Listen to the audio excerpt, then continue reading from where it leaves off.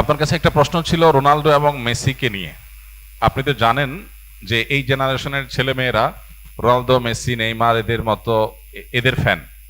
আমি নিজেও রোনালদোকে পছন্দ করি, কারণ সে প্যালেস্টাইনের পক্ষে সবসময় কথা বলে।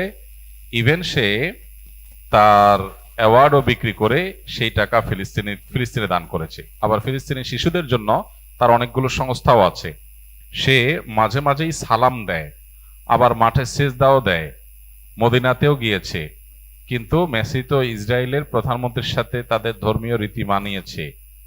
কিন্তু আমার কিন্তু আর যাই হোক, তারা দুজনে খ্রিস্টান। এখন আপনার কাছে শুনতে চাই যে তাদের সাপোর্ট করা কি ঠিক? আমি রোনালদোর এইসব কাজের জন্য তাকে পছন্দ করি, কিন্তু আপনি এ সম্পর্কে কি বলেন? দেখুন, প্রশ্নটা হাসি উদ্রেক করলেও প্রশ্নটা খুবই প্রাসঙ্গিক এবং আমাদের সমাজ বাস্তবতার সাথে সামঞ্জস্যপূর্ণ। আহ প্রথম কথা হলো যে ইমানদার খেলাধুলা কেন্দ্রিক যে উন্মাদনা আছে, এগুলো ইমানদার কখনো নিজের গায়ে মাখাতে পারে না, বা এগুলোর মধ্যে ইমানদার জড়াতে পারে না। এটা তার ইমানের সাথে যায় না।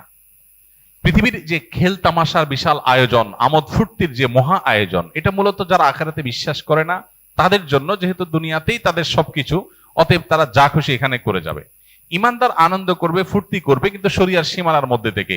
জীবনটাকে পুরা খেল তামাশায় পরিপূর্ণ করা, এটা কোনো ইমানদারের সাথে যায় না। যে ইমানদার জানে, বিশ্বাস করে, তার আকীদা, তার ঈমান আছে যে সে আল্লাহর সামনে দাঁড়াবে, অনন্তকালের জীবনের হিসাব দিতে হবে, সে আনন্দ ফুর্তি করাটাকেই জীবনের মূল লক্ষ্যে পরিণত করতে পারে না। আজকের পৃথিবীতে এই সমস্ত খেলার যে বড় বড় আয়োজনগুলো আছে, এই আয়োজনগুলো ভোগবাদী পৃথিবীতে, আখেরাত বিমুখ পৃথিবীতে মানুষকে মজা দেওয়ার জন্য, এন্টারটেইনমেন্ট করার জন্য করছে।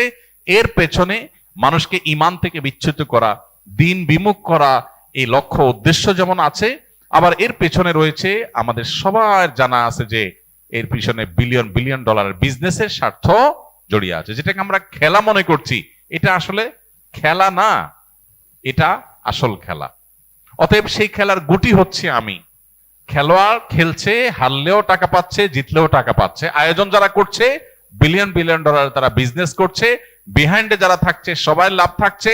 তাদের গুটি হলো আমাদের মতো সেই সমস্ত সাপোর্টাররা যাদের কোনো লাভ নাই, লস ছাড়া। আমরা উত্তেজিত হয়ে যাচ্ছি, আমরা কেঁদে দিচ্ছি, হেসে দিচ্ছি। এই যে আমাদেরকে বোকা বানিয়ে মাঝখান থেকে তারা তাদের স্বার্থ হাসিল করছে। আমি নিজে যদি খেলি, আমার শারীরিক কসরত হয়, আমার ব্যায়াম হয়, স্বাস্থ্য ভালো থাকে, ইসলাম সেটাকে এলাও করে। কিন্তু এই জাতীয় অহেতুক কাজে জড়ানোটাকে ইসলাম এলাও করে না। নবী সাল্লাল্লাহু আলাইহি ওয়াসাল্লাম বলেছেন, মিন হুসনি ইসলামিল মারই তারকুহু মা লা ইয়ানি। একজন মুসলমানের ইসলামটা সুন্দর হয়, আল্লাহর কাছে গ্রহণযোগ্য হয়, অ্যাকসেপ্টেবল হয়, কোয়ালিটিফুল ইসলাম হয় তখন যখন সে অহেতুক অনর্থক কাজ থেকে বেঁচে থাকে। এখন আপনি যদি এই জাতীয় অহেতুক কাজ, যেটাতে আপনার দুনিয়াবি কোনো ফিডব্যাক আসছে না, আখিরাতের কোনো ফিডব্যাক আসছে না, অর্থবহ কিছু আসছে না, সেটাতে আপনি যদি এরকম মত্ত হয়ে যান, সেটা আপনার ঈমান আমলের সাথে সঙ্গতিপূর্ণ নয়। এই জন্য এটা থেকে আমাদের বিরত থাকতে হবে। এটা হলো মূল কথা। এবার আসা যাক, খেলোয়াড়দের কোন খেলোয়াড় ইসলাম, মুসলমান, মুসলমানদের স্বার্থ, মাজলুমদের স্বার্থ তার মাধ্যমে রক্ষা হয়, সেই কারণে মুসলিম মাত্রেই তার প্রতি সিম্পেথি চলে আসবে। এটা খুব স্বাভাবিক একটা বিষয় যে একজন মানুষ অমুসলিম হওয়ার পরও তিনি আমাদের স্বার্থ সংশ্লিষ্ট বিষয়গুলোতে আমাদের পক্ষাবলম্বন করছেন। এটার কারণে তার প্রতি একটা দুর্বলতা চলে আসাটা একটা স্বাভাবিক ব্যাপার, এটুকু পর্যন্ত দোষণীয় না। কিন্তু সিম্পেথি দেখিয়ে আপনি বিসমিল্লাহ বলে তার খেলা দেখা শুরু করে দিলেন, যে আমি যেহেতু তার সাপোর্ট করি বা তাকে, তার এই কাজগুলোকে পছন্দ করি, এই জন্য তার খেলাতেই লেগে গেলাম। তাহলে তো মুশকিল। এখন আমাদের দেশে যে আর্জেন্টিনা, ব্রাজিল,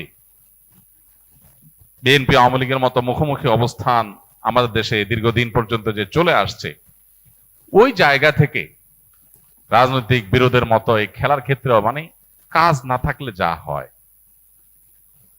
এত বেকার মানুষ এদেশে, সুবহানাল্লাহ। অবশ্য গোটা পৃথিবীতে উন্নত দেশগুলোতেও এই উন্মাদনা ওরা ছড়া যেতে পারছে। মানুষকে বোকা বানিয়ে তারা তাদের স্বার্থগুলো হাসিল করছে, এজেন্ডাগুলো বাস্তবায়ন করছে, মানুষ মোরাল দিকটাকে ধ্বংস করে দিচ্ছে। যাই হোক, তো এই যে ব্রাজিল আর্জেন্টিনার মত পার্থক্য, আপনি হয়তো কোন একটা দেশের সাপোর্ট করেন, ব্রাজিলের সাপোর্ট করেন বা আর্জেন্টিনার সাপোর্ট করেন, তো যেই দলের সাপোর্ট করেন ওই দলের একটা মুসলমান খেলোয়াড় খুঁজে বাইর করছেন, অথবা একটু মুসলমানদের পক্ষে, ফিলিস্তিনের পক্ষে সাপোর্ট দুইটারে খুঁজে বাইর করে এবার এটা দিয়ে দলিল দিচ্ছেন, দেখো আমি এই জন্য এই দলের সাপোর্ট করি। এটা হলো আপনার নফসের পূজা। আপনি দলের ভক্তি জাহির করবেন, সেটার জন্য একটা ঢাল বানাইছেন। ইন্নামাল আমালু বিন্নিয়াত। আল্লাহ জানেন আপনি কেন এই ধান্দা করেছেন। এই জন্য এসব কিছুর ঊর্ধ্বে উঠে কোন একজন খেলোয়াড় তিনি ফিলিস্তিনিদের পক্ষে, মাজলুমদের পক্ষে, শিশুদের পক্ষে তিনি অবস্থান নিয়েছেন, জালেমদের বিরুদ্ধে অবস্থান নিয়েছেন, সেটাকে আমরা অ্যাপ্রিসিয়েট 100 বার করবো, এবং সেটার কারণে তার প্রতি আমাদের দুর্বলতা অবশ্যই আসবে। দুর্বলতা এসে আমি তার ভক্ত হওয়ার চাইতে তার জন্য দোয়া করব, আল্লাহ তাকে যেন হেদায়েত দান করে। এটা হলো একজন ইমানদারের স্টেপ, একজন ইমানদারের প্রকৃত অর্থে পদক্ষেপ।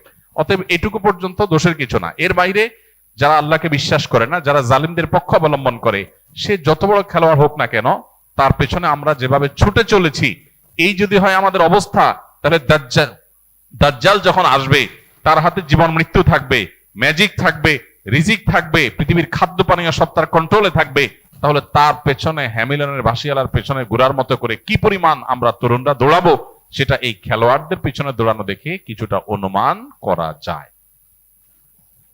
একজন খেলোয়াড়ের পায়ের ভেলকি দেখে যদি আপনি তার ভক্ত হয়ে যান, তার আদর্শ, তার আইডিওলজি, তার ইমান কুফর সংশ্লিষ্ট বিষয়, তার অবস্থান, তারপরে জুলুম এবং অত্যাচারীদের পক্ষে তার অবস্থানে সবকিছুকে ছাপিয়ে শুধু তার খেলার কারণে যদি আপনি তার ভক্ত হয়ে যান, তাহলে আপনার আদর্শ বলতে কিছু নাই। আপনি জাস্ট একজন আপনার নিজের প্রবৃত্তির পূজারী।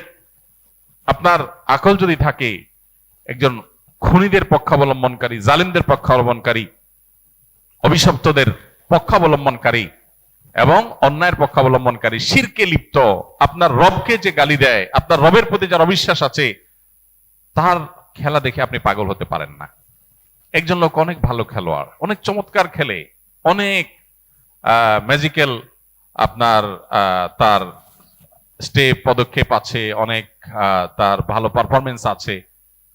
এই লোকটা আপনার মাকে যদি কটু কথা বলে এবং বলে যে আপনার জন্মের ঠিক নাই, আপনার বাবা এই লোক না, আপনার মার চরিত্র খারাপ, অন্য কারোর কাছ থেকে সন্তান তিনি জন্ম দিয়ে এনেছেন, এই কথা যদি আপনার মা সম্পর্কে কেউ বলে, আপনার মায়ের ব্যাপারে যদি কারোর বিশ্বাস থাকে এরকম আপত্তিকর, সে যত বড় খেলোয়াড় হোক, আপনি যদি কুলাঙ্গার সন্তান না হয়ে থাকেন, তাহলে আপনি তার ভক্ত হতে পারেন না। আপনি যে রবের প্রতি ঈমান এনেছেন, সে রবের অস্তিত্ব, রবকে যে স্বীকৃতি দেয় না, বরং সে রব সম্পর্কে যে কটু কথা, কটু বিশ্বাস, ভুল বিশ্বাস, ভ্রান্ত বিশ্বাস রাখে, সে যত বড় খেলোয়াড় হোক, আমার আদর্শ তাকে আমার ভক্ত হতে দেয় না। আদর্শের ব্যাপার। আর যার কাছে ঈমান নামকে আসতে আছে, মুসলমান নামকে আসতে, সে আজকে এর পিছনে দৌড়াচ্ছে, কার কেউ পিছনে দৌড়াচ্ছে, এই যুবকই যদি বেঁচে থাকে আর দাজ্জাল পৃথিবীতে আসে, সবার আগে চোখ বন্ধ করে বলে দেওয়া যায় এই শ্রেণীর যুবকরা দাজ্জালের পিছনে দৌড় দিয়ে চলে যাবে। কারণ দাজ্জালের হাতে আরো বেশি ম্যাজিক থাকবে, আরো ভক্ত হওয়ার, ফান হওয়ার মতো বহু আইটেম থাকবে। আমাদের অনেক তরুণরা কোরিয়ার আপনার কি বিটিএস, এই তরুণদের ফান হয়ে যাচ্ছে, অনেক ছেলেরা মেয়েরা। এর কারণ হলো তাদের মধ্যে ঈমানি চেতনা নেই, আদর্শ নেই।